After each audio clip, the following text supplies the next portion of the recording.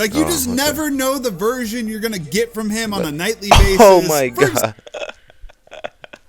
That's why they was going to trade his... Ain't no way. Like, you just never know. Like, you smoke a couple layups in your lifetime. But to smoke it this open and this bad... You're gonna get him. I know Jokic was mad. Ooh, wee. Yo, what it do to me? I don't want to waste time, so I'm get straight into it. You feel me? Now, today about to reacting to why no one had, well, my bad. Why has no one signed Russel Westbrook? Hey, that's a great question. I got a good idea on why. He's not what he used to be. You know, I'll briefly break down on that at the end of the video, but let's get straight to it. The NBA preseason has officially started, and we're just over 2 weeks away from the new NBA season tipping off. But Russel Westbrook still remains a free agent, and honestly, we're kind of confused why. I mean, Russ obviously isn't the player he used to be, but he had a decent stint with the Clippers after leaving the Lakers, and he averaged 13 points off the bench for the Nuggets last year, so what's going on here? 13 off the bench for the Nuggets? Wasn't Jokic so happy about playing Russ? Why the Nuggets just won't sign a nigga again? That's crazy. I feel like that's honestly disrespectful. Y'all not trying to sign Mr. Triple Double, despite him being in the league pass around. Bro, he still got talent. I don't care what nobody says. He ain't as great as he used to be, but yeah.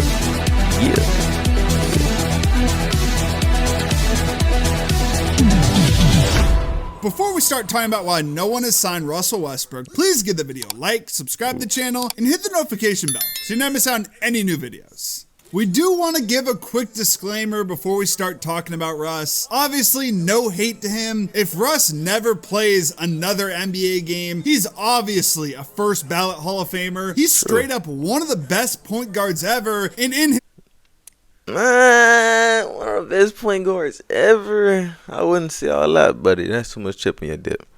He was definitely a good Hall of Famer. One of the best all time. Y'all think he about to come in conversation with Curry, Kyrie Irving, Magic Johnson? Maybe, because they talking about triple doubles and shit. Who else was a great fucking point guard? Just all the greats that y'all could name on top of y'all head. You remember? You feel me?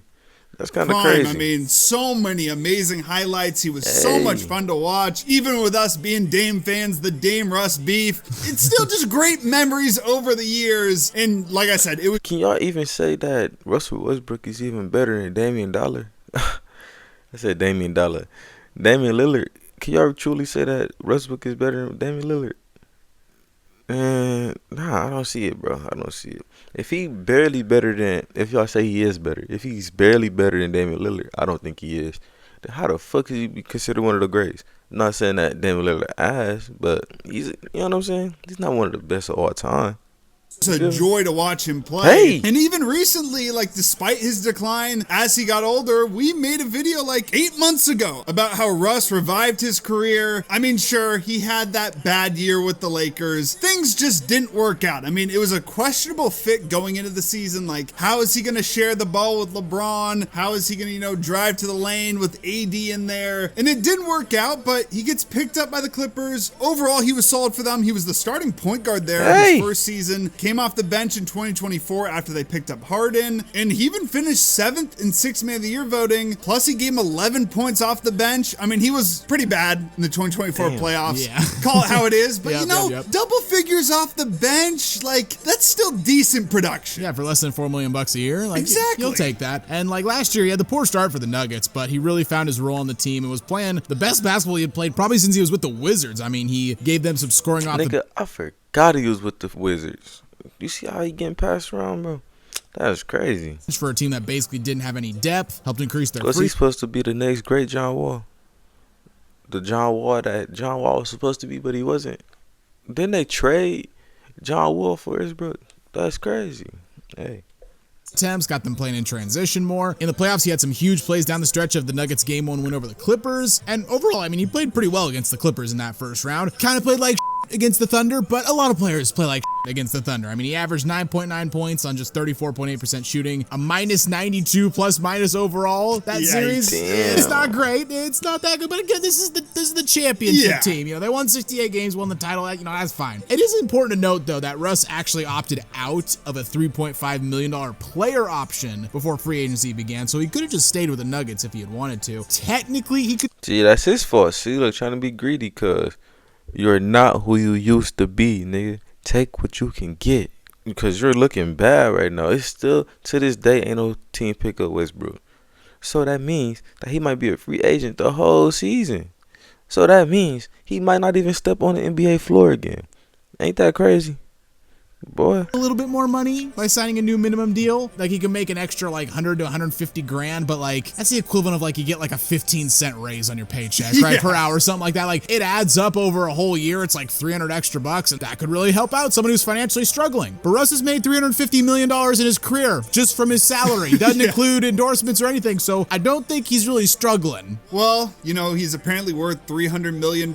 He did say he wants to be a billionaire, so maybe it's like, you know, every little bit counts. Yeah, but obviously that can't be the reason. Good luck with that, buddy. He didn't opt in just to sign a deal to get 100K more. I mean, maybe he didn't opt in because he thought he was worth more on the open market. You know, he was coming off, like we said, his best season in a few years. Played pretty well for the Nuggets off the bench, so maybe he thought, you know, he could make, you know, 5-6 million elsewhere. Or it's also possible the Nuggets just went to Russ and they said, you know, appreciate your service that 1 year, but if you come back, we plan on making roster changes. You're probably not going to see the same playing time, probably not going to get the same role, or, you know, if you opt in, we're going to look to trade you. So that also could be a reason. Yeah, that's kind of what I was wondering. It's like, well, if you come back, we're going to trade you. And Russ was just thinking to himself, well, I'd rather pick where I go than let the Nuggets pick where I go. Yeah. So I'll just go out on the open market and see what I can get.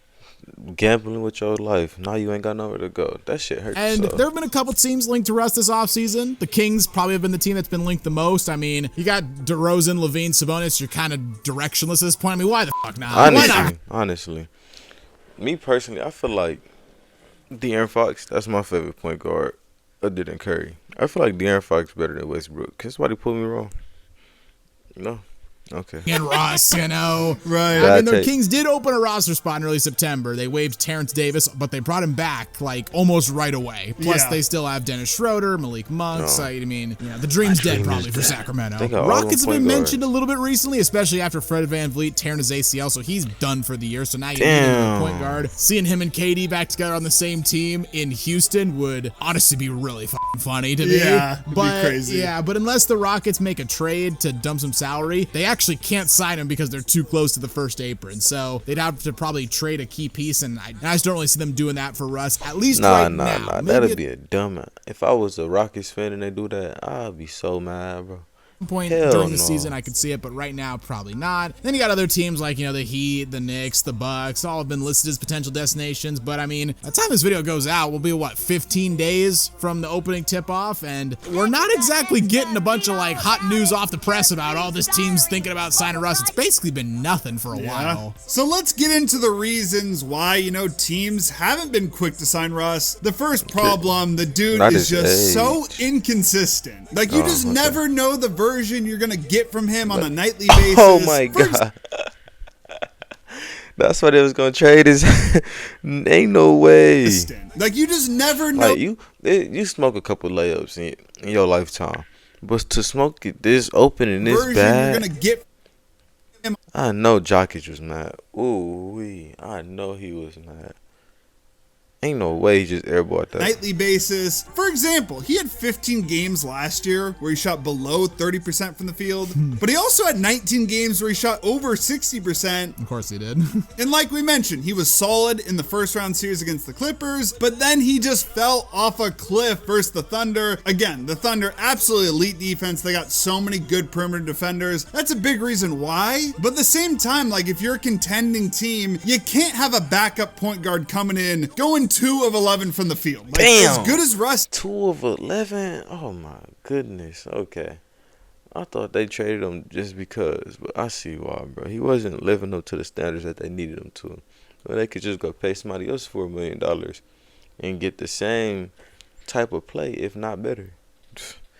He can still give you highlight plays. He also just gives you plenty of plays where you're just like scratching your head wondering, what the hell just happened? Just boneheaded basketball plays. I mean, perfect example, this game 1 against the Clippers. Like, it's a huge 3 to give the Nuggets a 2-point lead. Harden responds with the floater to tie the game. And on the final possession regulation, Russ doesn't even get a shot off because he gets in the air, he leaves his feet without a plan, and then tries to throw the ball off Harden. It's like, buddy, you made a great play and then you made a really, really stupid play. I mean, he did seal the game with a steal off Harden at the end of overtime, but still, despite his great plays, there are just too many times where he just forces up a bad shot or throws a pass to nobody, commits a turnover. Another perfect example, the overtime loss the Nuggets had to Minnesota this season. Misses an open layup that would have put him up 3 with around 10 seconds left. Oh my God, this nigga think he Brandon Knight, not Brandon Jennings. Y'all remember Brandon Jennings? Hold on. Let me show y'all what I'm talking about real quick.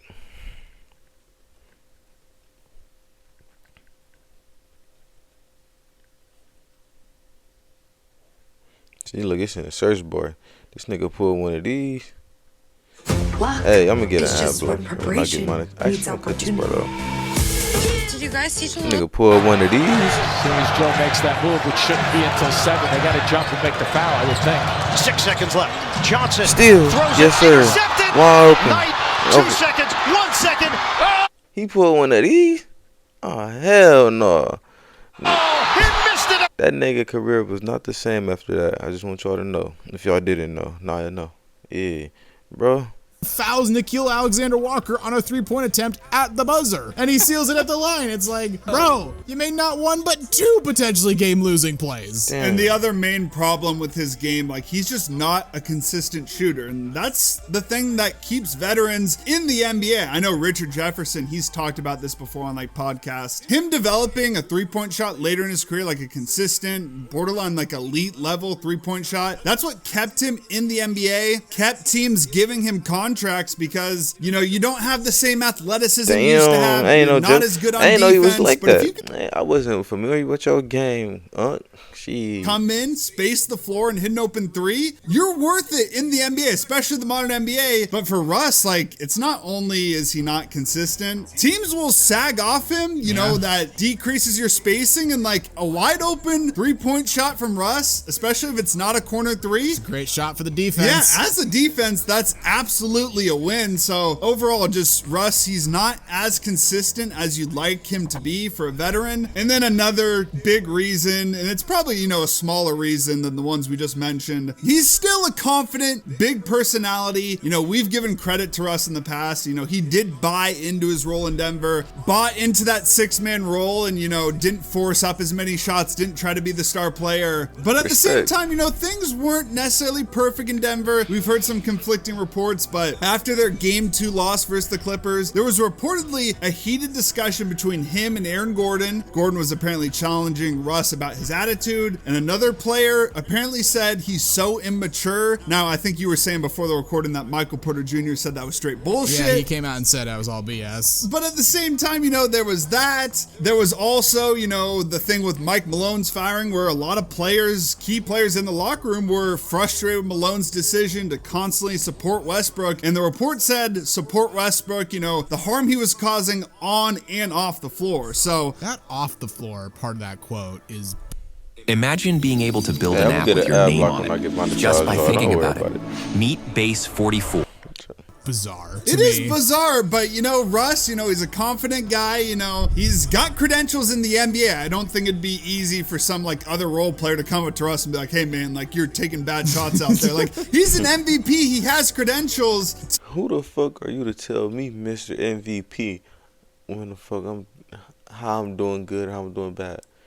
Man, you ain't got enough stripes in this game, young fella. And hey, that's where the bumping heads came in, obviously.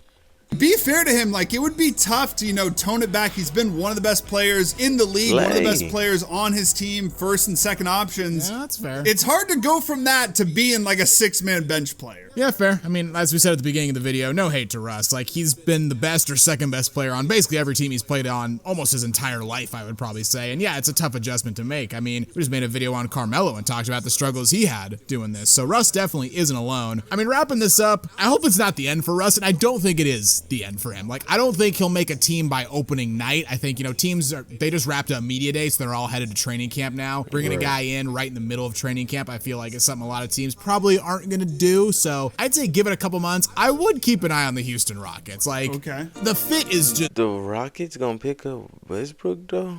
Oh, no. Too perfect. Like, him and KD, apparently they've, gotten over their bad blood. They need a point guard. Fred VanVleet is not coming back at all this entire year, so you don't run the risk of, Russ, balls out and then takes Fred VanVleet. I mean, that might be a good possibility, he's not coming back this year. I could see them signing him up for, a one-year deal. If it doesn't work, just cut him. There's no risk to it, and you need a point guard. So I'd keep my eye on the Rockets, and overall, I don't think it's quite the end of Russell Westbrook's story in the NBA. I don't think so either. I think, yes, sometime during the season, a contending team, they have an injury or something, or like you said, maybe the Rockets somehow work things out with the first. Honestly, the Rockets wouldn't be a bad fit or a bad idea, especially because of the simple fact that they need a point guard. You feel me? But honestly, I feel like his pride really got in his way with the whole Denver Nuggets situation. But let me know what y'all think down in the comments below. He honestly might go to the Rockets, and I'm gonna catch you niggas in the next one. Yes, sir.